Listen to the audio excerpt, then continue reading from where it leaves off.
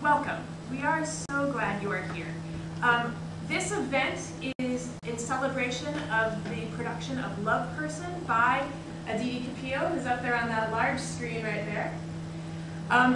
In addition to all of you who are here with us in person, we also have an online audience. Hello, online audience. Nice to see you.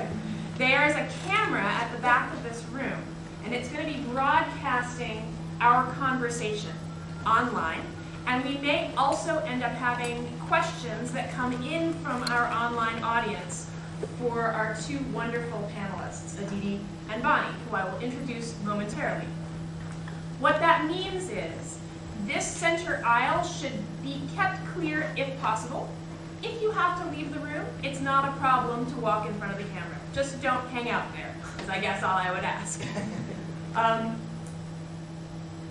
In terms of the logistics of this event, obviously the goal is to make it accessible for everyone. To that end, we have a couple of interpreters on staff with us today. So, obviously, we have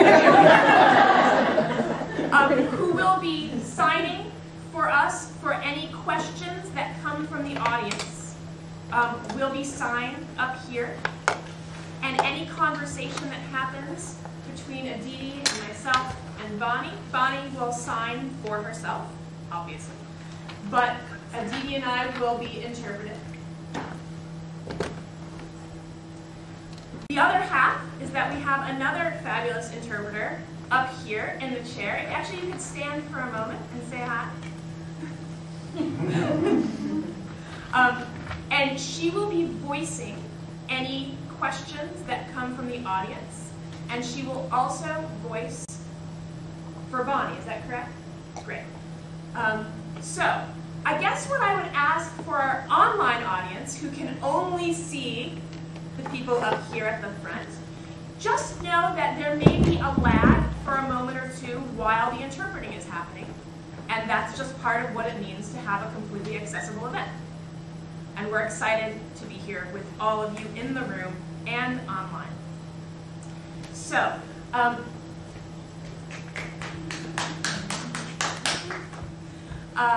going to start with very brief introductions of both Aditi and of Bonnie. And I'll probably ask them to throw in a couple other words if they think I've missed anything really important, which is probable.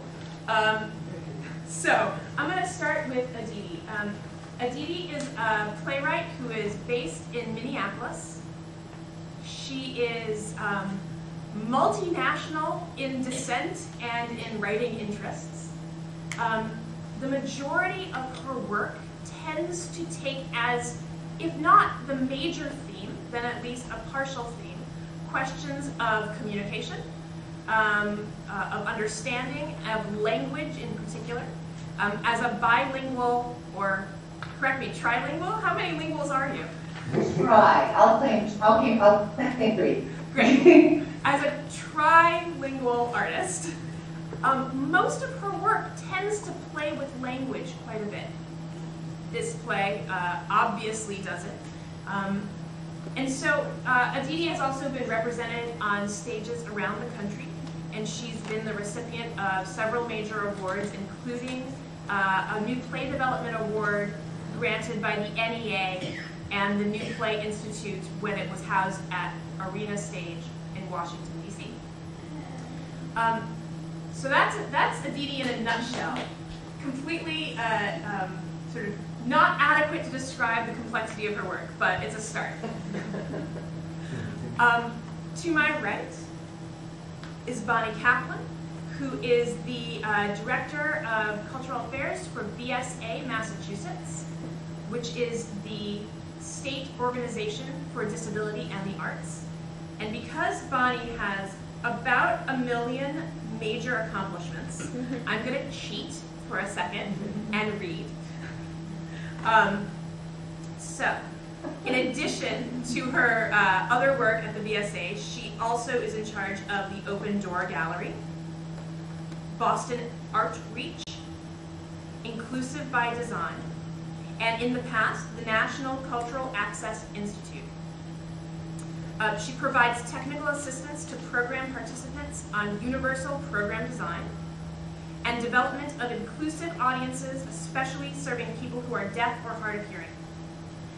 One of the things that I think makes Bonnie a perfect co-participant in this event today with Aditi about the world of this play and about what it means to intersect with this play is that not only does Bonnie have all of these amazing other qualifications, but she's no stranger to theater, having co-produced several things, including the Show of Hands Deaf Theater Festival.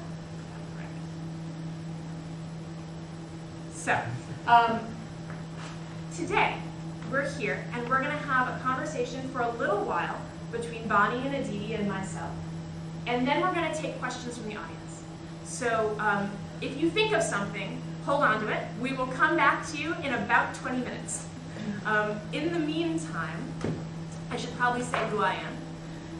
My name is Ilana Brownstein, and I am the Director of New Work here at Company One. I also served as the dramaturg on this show, which means that one of my jobs was to discover and present pathways into the world of the play for all of the various constituencies, whether that's the actors, the designers, the company, the community, or you in this room right now. So this kind of event that we're doing here is part of our larger goal in terms of finding new ways to communicate with a wider group of people who live and work and make Boston their home, and potentially are willing to have a conversation with us. So we're really glad all of you are here. And to our online audiences, we're really glad you're here too. And we look forward to whatever questions you might have. You can use the Twitter hashtag #NewPlay in order to communicate with us during this event. This event will be about 45-50 minutes, give or take. And afterwards, there'll be time to chat with any of us. We'll remain around, and you can ask us any further questions you might have. So, with that, let's get started. Hi, Aditi. Hi. I will add, I guess, that we will just have to make some allowances for the weirdness of technology and Wi-Fi.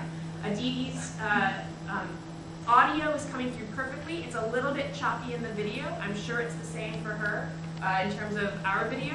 So we will roll with the punches, I'm sure. So, Aditi, I wanted to start by getting you to just talk very briefly about the impetus for writing this play.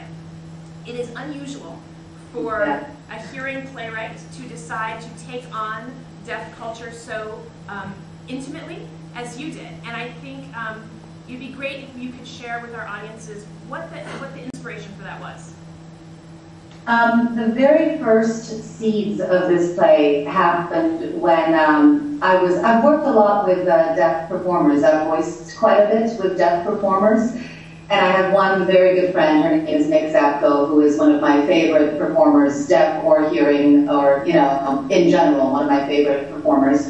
And I was voicing for her in a show at Mixed Blood Theater. And at the same time, I was researching Sanskrit for a fiction project I was working on. And I was struck by a kind of poetic similarity between the two languages. And I had this idea, what if I wrote something where a deaf woman and a Sanskrit scholar fell in love based entirely on the affinity between their languages.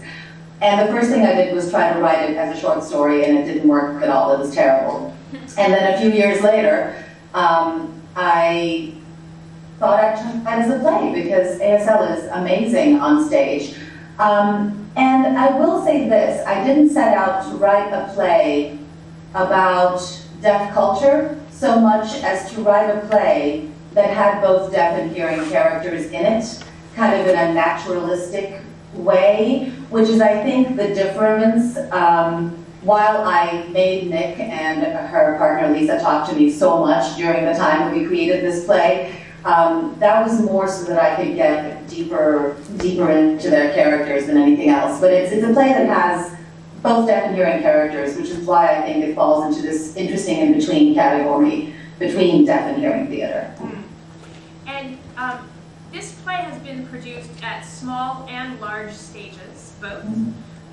One of the things you and I have talked about is the challenges and opportunities that producing this play allows for a company that has not necessarily previously worked intimately with deaf artists or with the deaf community.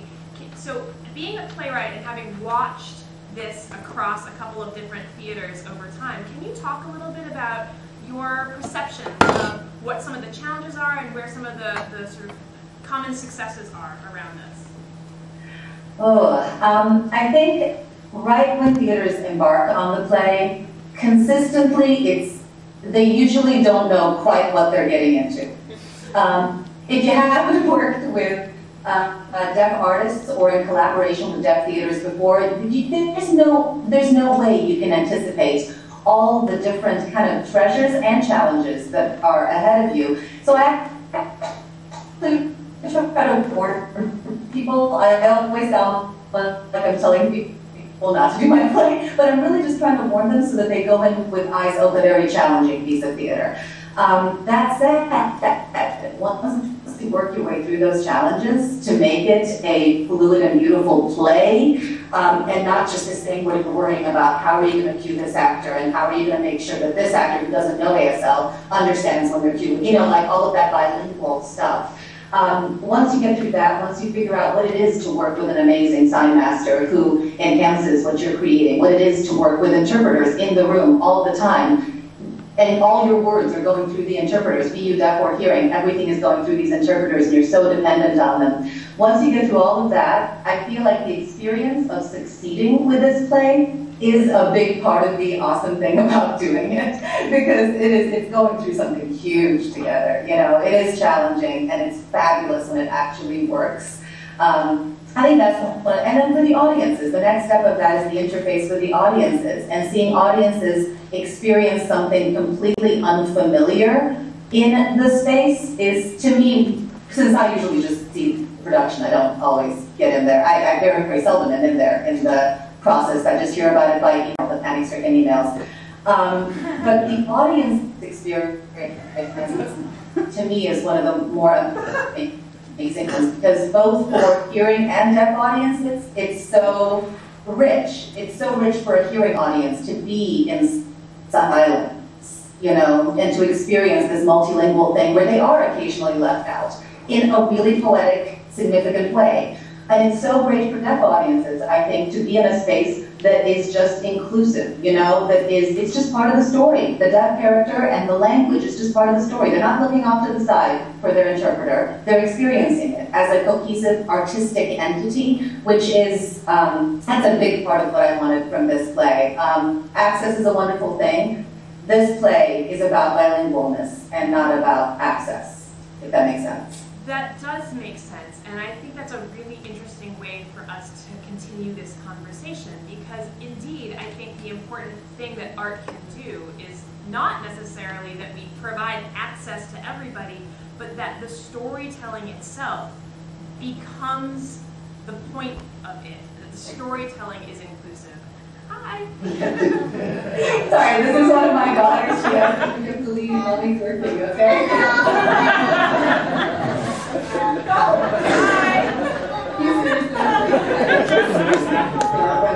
Good luck. Be at the pool with her siblings.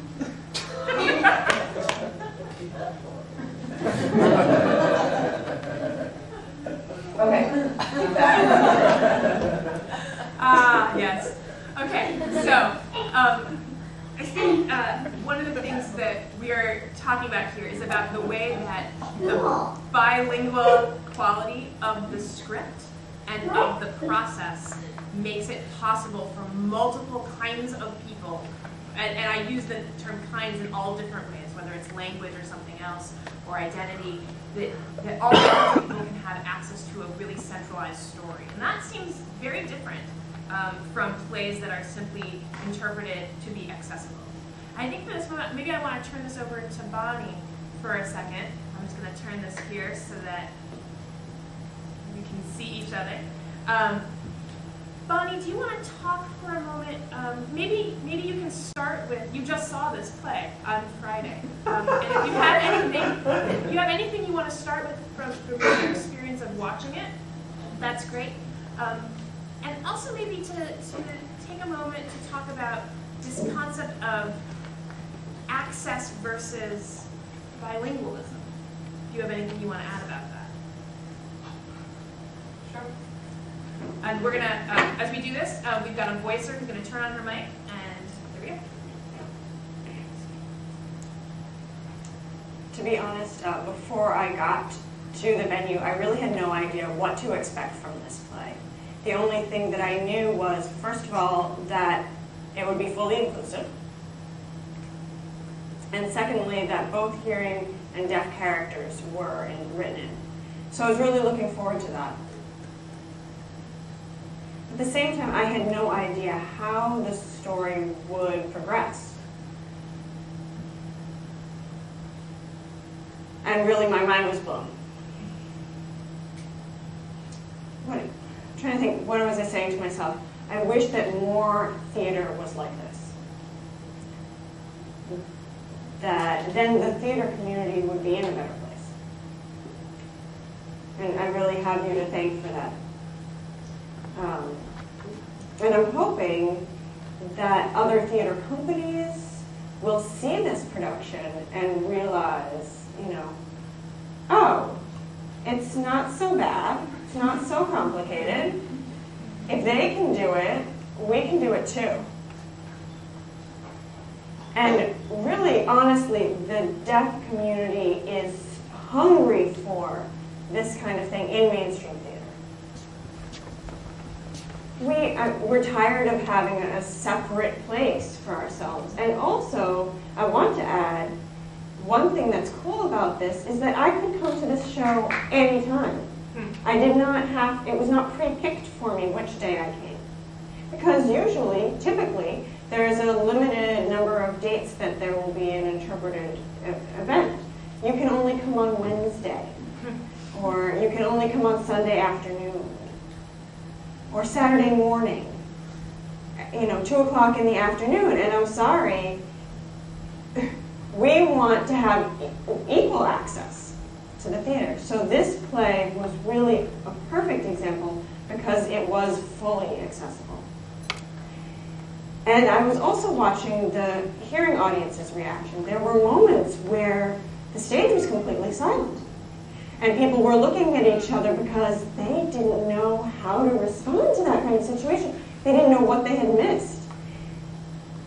And, for me, I thought that I had missed something too, and realized that it was on purpose. This is part of the playwriting. You want us to have similar experiences in the audience. So Aditi, the way that you wrote this, the way that it was expressed, could not be done any better. I'm still amazed at how you were able to share your personal experiences, your experiences in deaf theater and with deaf community, and working for the hearing community as well, and able to put that on paper. And really, the storytelling allowed us to be part of this. And I'm hoping to see more things like this in the future. So thank you so much, Aditi.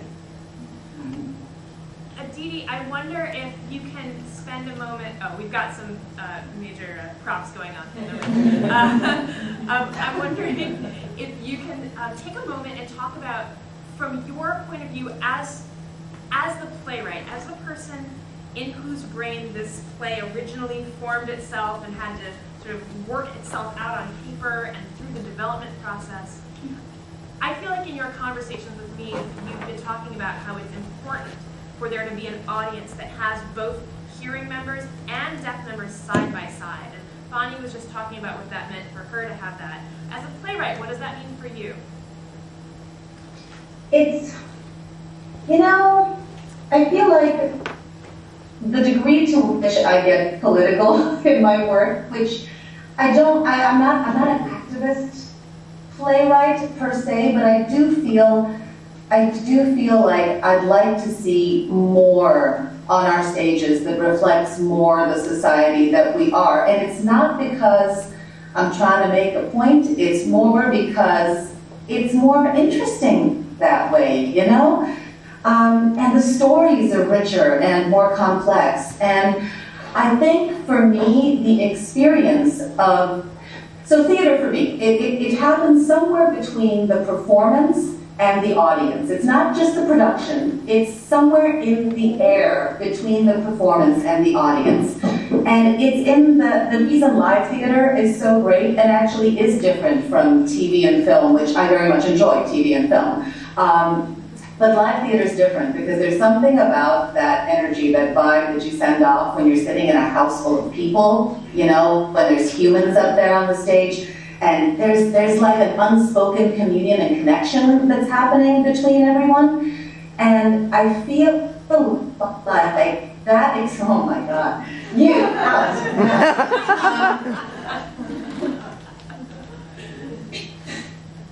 All of a sudden I can see her behind me. I feel like that experience of a multiplicity of experience and a multiplicity of experiences on the stage, having people sitting next to you, such a troublemaker, having people sitting next to you who are experiencing the laugh at a different time in the line, who are taking in through a lens that's different from yours, and you can feel their vibe, and you can feel how they're emotionally connecting, and it's making you connect on that level too. That kind of mind, the mind that happens in the audience is a really beautiful thing for me. I'm not kidding. You're going to end up with no ice cream for dessert.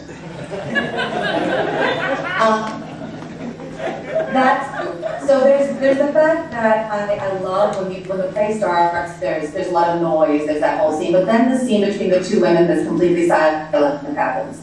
The deaf audience is cool with it. They're laughing, they're with them like from the first moment of that scene. The hearing audience, usually there's this rough hold on. discomfort that happens. Can you repeat that? Where they're like, who is this? From your audience? Yeah, we have. For the hearing audience. Okay. Oh.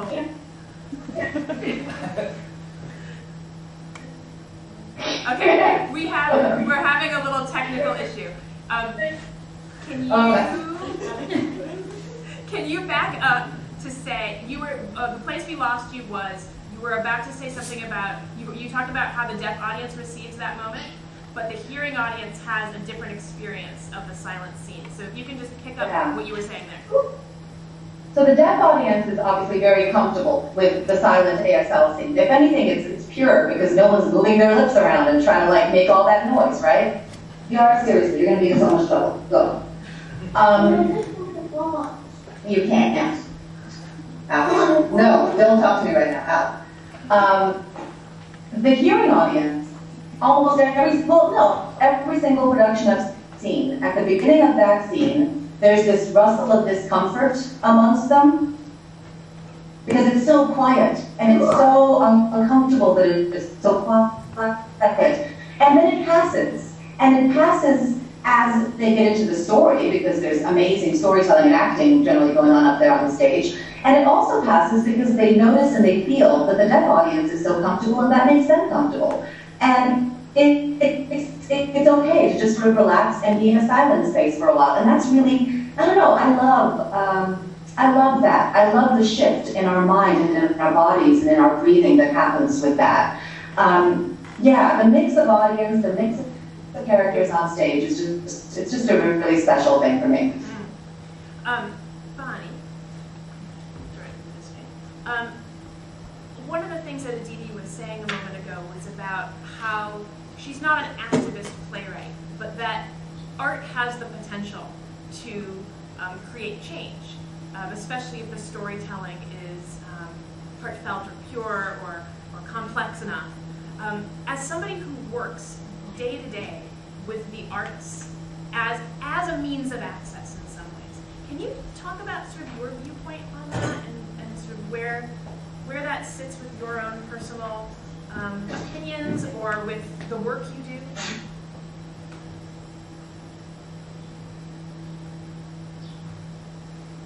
Sure.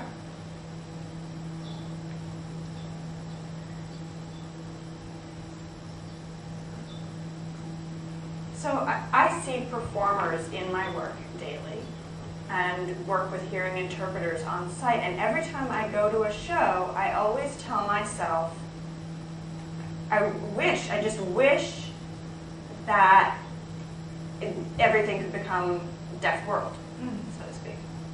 Because I feel that the deaf community is not really given a lot of opportunities to really show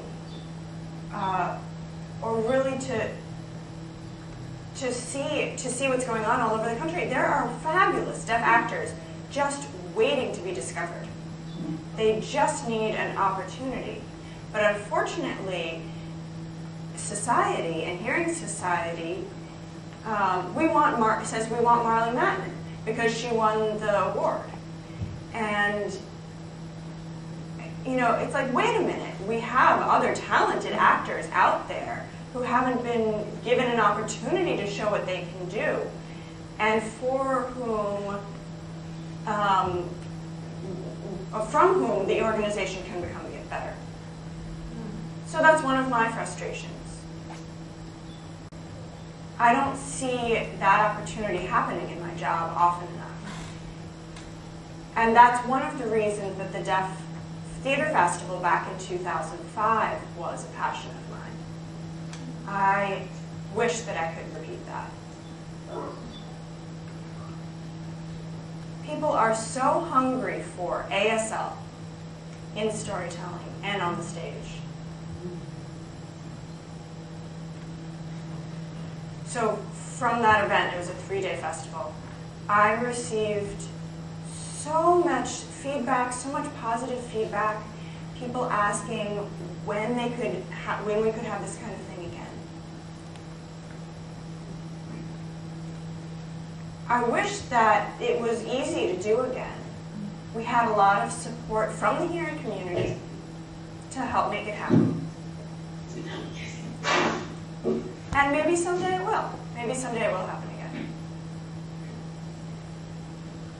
But what hearing theater companies don't realize is that millions of audience members that they're losing out there.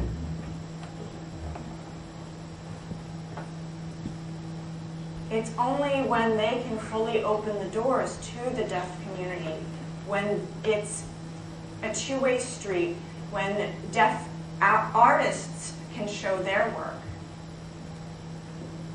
And you've made that possible.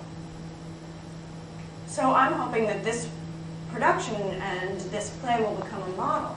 And I want to thank Company One for being brazen and bold enough to challenge themselves. Yeah. And it was a great success. I actually have a question for you. Ilana, are you up for a question? Yeah. When you first read this story, what was your first impression? I actually, so I will say that I was lucky enough to lay my hands on a copy of the script when it was still, I think maybe just after its first production, or maybe it was still in development. The original dramaturg on the play is a friend of mine, and she had been telling me about it, and I said, I have to read that play. And so she put me in touch with Aditi, and Aditi and I, for a long time, were nice friends, but we never met in person, because she sent me the script, and I read it, and my jaw fell on the floor. I thought, not only does this play have an interesting story about people, so they're interesting people, interesting things happen to them. And that's, for me, my definition of good theater is it a good story well told? So we had that, but on top of that, you had sort of the intense theatricality of bodies moving through space and time in a way that was unusual for me to see on the stage. It used the elements, as Aditi talked about, the elements of silence for the hearing audience. It used the elements of ASL, but in lots of different ways.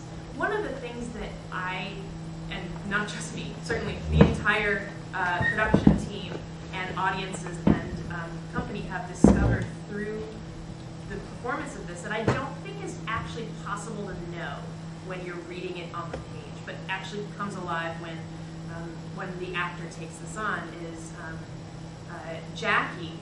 Jackie, are you in the room? Hi, Jackie. Jackie, our actor, who serves as the sort of central interpreter in the play between deaf and hearing worlds, playing Maggie. One of the things that Jackie talked about, and forgive me if I speak on your behalf, you can throw in anything that you'd like if I get it wrong.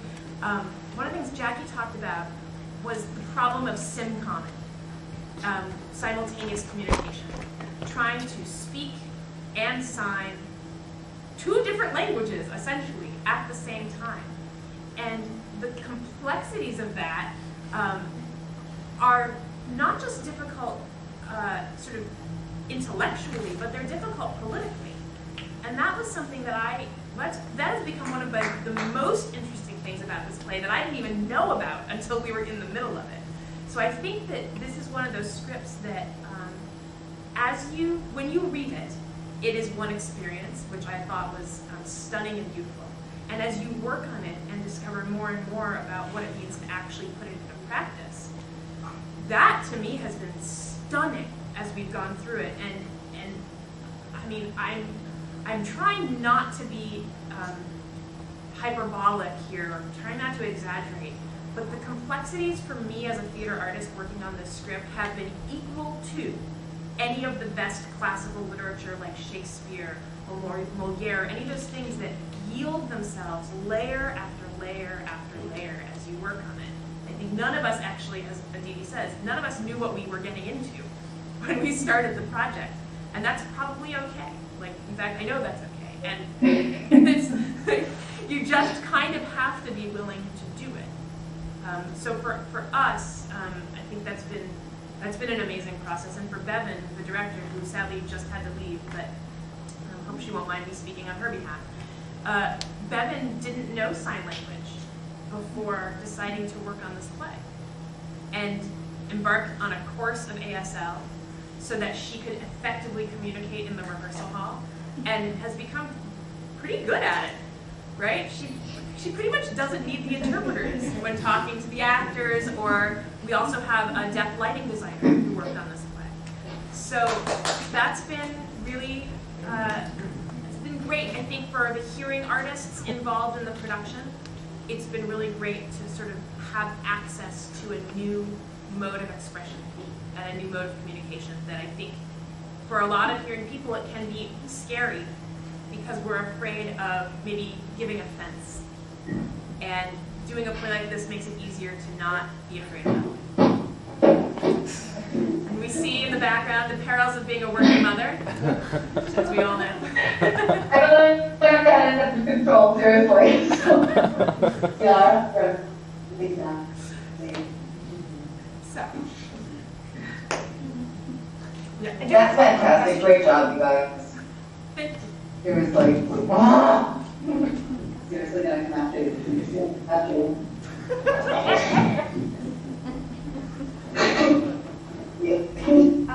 So one more question for you, Ilana, if I may.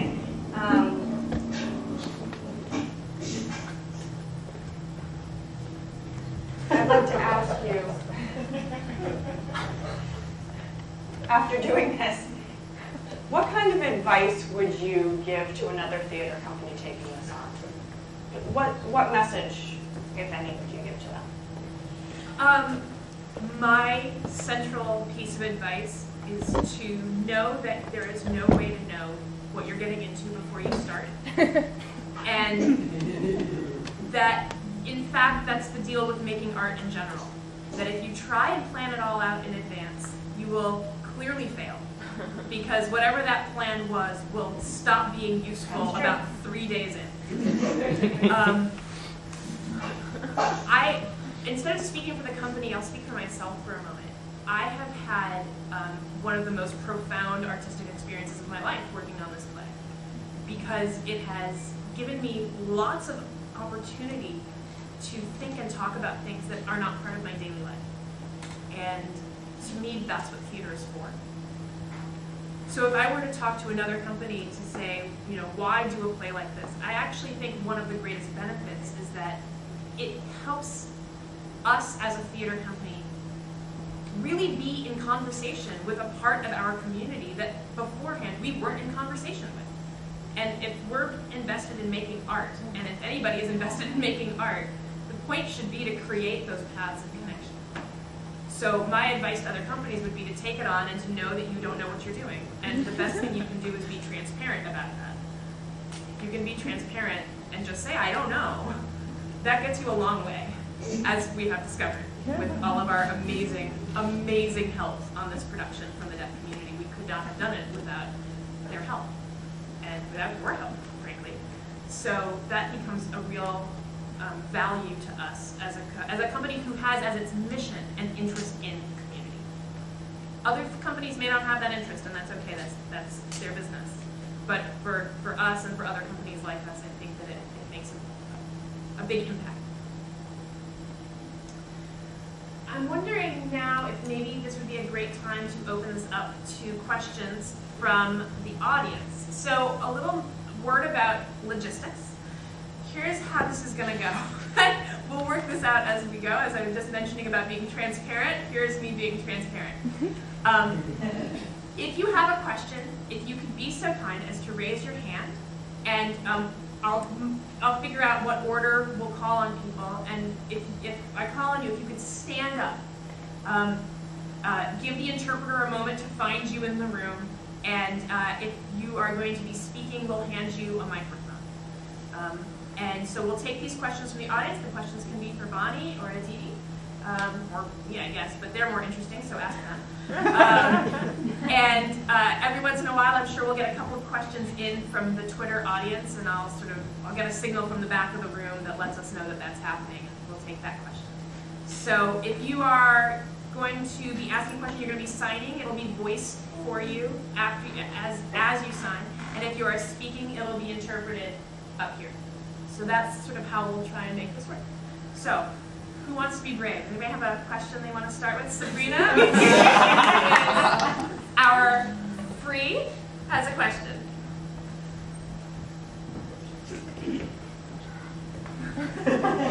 Hi, I'm Sabrina.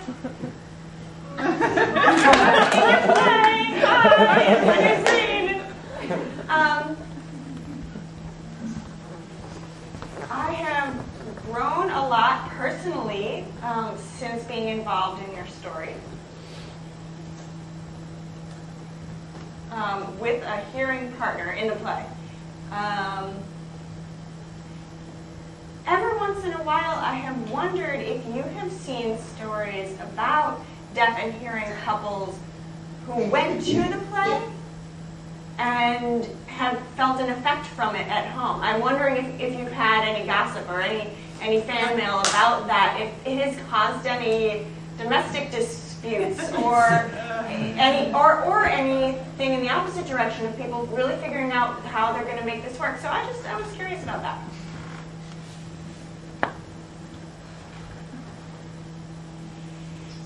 Hold on. Go. I get asked,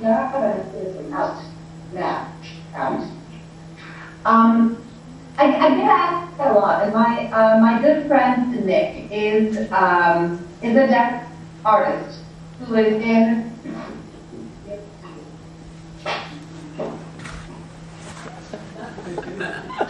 Yes, I'm completely in control of my work. I have my good friend Lisa, who is hearing and who acts as her interpreter in life, you know? And so when I started writing this play, I don't think I knew that I was going to try to make it fully bilingual. I just knew that that was a huge part of their relationship. The fact that whenever they were in the world, Lisa was Nick's access point if it was a hearing gathering. And if it was a deaf gathering, Lisa is extremely proficient. So then they were both very comfortable. And it's a relationship, I mean, it shifts the nature of a relationship. They're like the coolest couple in the world. It's funny, when they first read the play, they said, "How do you know how we fight?" And I said, "I don't. That was me and my husband fight in the play. I know nothing about how you fight. I just, people are full and people fight. And, I write from what I get and what I know. And as far as I can tell, you guys never fight. You're too cool to fight." But, so the inspiration certainly came from the fact that these two women have this intense bond, language-wise, but one of them is hearing. So there's this additional facet to their relationship when they engage with the world. And I mean, there's the fact that Lisa, when we go to a bar together, Lisa's hands are always going, what she goes to drink. She can't go like food. She's always signing it. It's a part of their world, a part of their reality. So a lot of it was inspired by them. But then a lot of just relationships, and I've been married for a lot of years. I think every frustration and fight that I've had might have worked its way into some relationship in that way.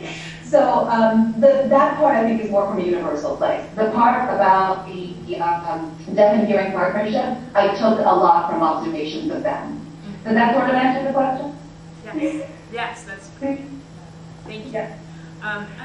Do we have other questions from the audience? Yes. Go ahead and see.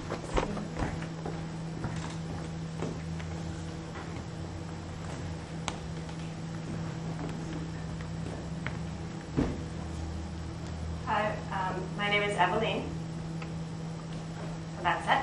I'm coming to participate in the show for the first time. Wow, what an impact. I was kind of bored, I have to tell you. Wait, hold on just a second. But I was kind of bored at the opening. But then, as it went on, I totally got involved in the play. I identified with the characters, and the relationship and the acting, and my partner is hearing, so I was like, hey, look at that. So, right? And I wanted more. I want more of that story. So thank you so much, Aditi. Good job. And I want more. Please, please, please. I also want to thank you, Bonnie, and all of the company who are willing to go ahead with this. What a great production. I love that show. And congratulations, Sabrina. Thank you. Thank you. Do we have other questions? Oh, yes. Right here. Okay. Hi, my name is Steve. And I don't really have a comment so much as a question, but I'll try to keep it short. First of all, I wanted to give everyone a hand, everyone who was involved in this. I know there's a lot of logistics, a lot of deaf culture, a lot of hearing culture, a lot of issues to deal with in the course of this production. So I applaud you. You worked it out really, really well. Now I want to go back to my question. So I did read the script before I came, and I was enthralled that that a hearing playwright came up with this story. That's a very brave thing to do. It really felt real, really felt truthful, and I'm amazed. I think that this was a successful endeavor. So props to you, and also to Company One. Because you have really opened some doors and broken down some barriers. And I think everyone in this room would agree, so thank you. You are truly pioneers, breaking down barriers for other companies. So thank you, Company One. Yeah. I'd like to add to Steve's comment, if I may. mentioned, Aditi, that you are brave as a hearing playwright to write this story as a hearing person. The deaf community can be very sensitive and also very political, very quickly made political. But you made it clear that you are involving the deaf community during the writing process and also asking for their feedback, their input, and I think that that was invaluable. That was what led to acceptance for you. I think that if you had gone on your own and written this play without any of that input and without any of that involvement, it may have been a very different reaction. Yes, we have a question over there.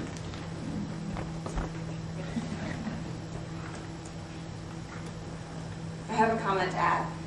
It was obvious that deaf people were involved in this production. I could tell from the first minute, helping with the language and making sure that the signing was clear. I really want to applaud the cast. They did a fantastic job. I was inspired. I am also in a hearing and deaf relationship. And it made me laugh. It made me laugh. In the beginning of that relationship, there were a lot of cultural conflicts. And you were showing some of that, like the sign for poetry. I mean, really. It's like the sign for music. And hearing people love music. And everyone's always saying, why don't you deaf like music?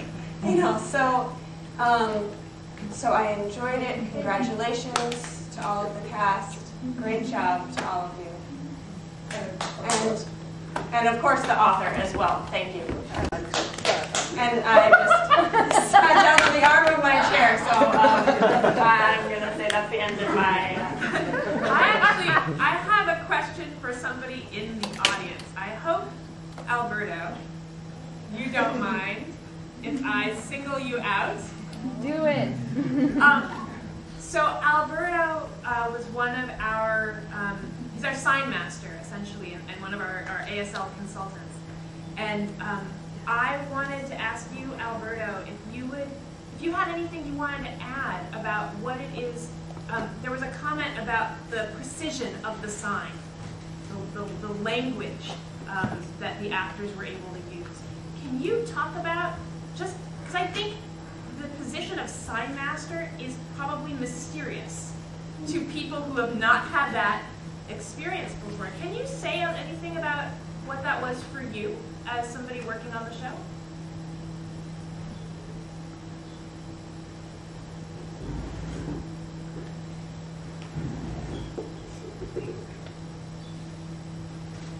Hello. Hi.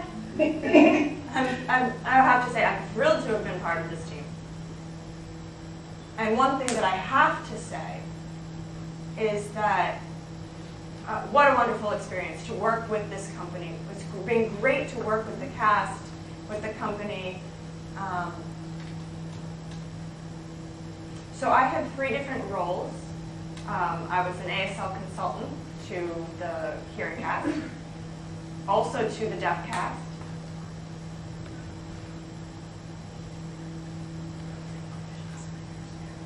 Both for the folks who were proficient already and for the folks who weren't.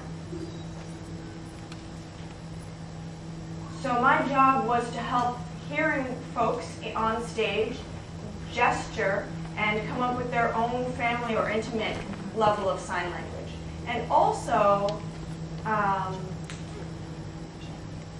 one person may be able to sign something fluently, but one may sign the same thing more sloppily.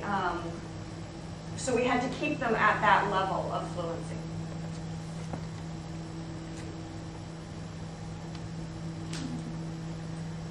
when I read the script, I had to, at that point, figure out the background of the characters. Okay, so they're from the Midwest, they're from Minneapolis, so that has a certain accent to it in ASL. And how does that affect the characters and their signing and what their language looks like? We have some actors who are really beautiful signers, and we have to make them look a little bit less proficient, and that was a huge responsibility. So, you know, that's the concept. That's what I was doing here during rehearsal. So, Thank you, Alberto. Sorry to put you on the spot. Aditi, can you talk for a moment about, for you as a playwright, I know that you also have, in the creation process, you had to think a lot about when your words were going to stay your words, and when they would be given over to a sign master and to actors who have their own styles of sign. Right? That it can't, I mean, playwrights have to do this all the time with actors and their words, but for you, I think it was a little bit different. Do you want to say anything about that? Yeah, I mean, I knew that in the end, all of the ASL that I was writing would end up being translated, and differently for every production, by whichever sign master and the team and the director and the actors. And one of the really beautiful things to me about the process of deaf actors is that as their characters evolve, as their understanding of their characters evolves, what they're saying also changes. And that's very different from hearing theater, where you have to say those words. I don't care if you're feeling differently today, or if you wanted this character to go so, you have to say these words. That's not the case with, you know, deaf theater, because, oh, you know what, if we're going to go that way, then maybe this sign choice is better, and so it evolves. So I don't have the kind of control over the things that get translated into ASL as I do over the things that will be spoken by an actor in English. That said, I also had to find, so the balance I needed to find was, I needed to find the balance between letting the language be direct enough that it wouldn't be difficult to translate, and at the same time making sure that what ended up on the screen as access for the hearing audience was interesting and had tension and energy and poetry to it, so that it wouldn't be, you know, uninteresting for the hearing audience that doesn't understand the sign. So it was a weird balancing act, and I think over the first 3 productions, it evolved. Like, we discovered, invariably we discovered that something I'd written could not be translated into ASL. It was untranslatable the way I'd written it, because I'd woven some metaphor into it that just was not possible. So either I'd simplify, or I'd say, can you help me come up with a metaphor that does work? And then this amazing group of like sign masters and actors would play with it. They'd play with the idea. They'd say, why do you care about this? Why do you need a symbol? They'd think of something. I'd go, oh, I've got a good one. And then somewhere between us, we'd come up with the English with the ASL that worked. And even so, I know that as it goes into every single future production, as it goes into every single future production, it is getting reinvented. And I hope that the language I created has enough pliability and enough give to it that that is something that can happen with every future production. And at the same time, I hope that the language I created has enough structure that the characters will remain centered and sound the way that I want them to. Like, it's very important to me that, that certain characters be very tough and be very strong and defensive. And I don't want that to morph into a gentleness and a pleading. So I try really hard in the language to lock that down, and at the same time allow for space for them to be tough in whatever way this actor does tough with their language. It's a weird balance. It's very, very hard. I haven't figured it out or anything, but I hope the script has space in it for that kind of creativity with each team. Great. Yeah, it's an interesting challenge as a writer to have to think on all of those levels at once. We have other questions from the audience. Oh wait, yes, we have a Twitter question. What does Twitter have to say? Hello. Twitter is wondering, where are the Sanskrit audiences? Well, I guess we don't have any Sanskrit audiences in this room right now. Thank you, Twitter. Way to go. Pax, did you have a question?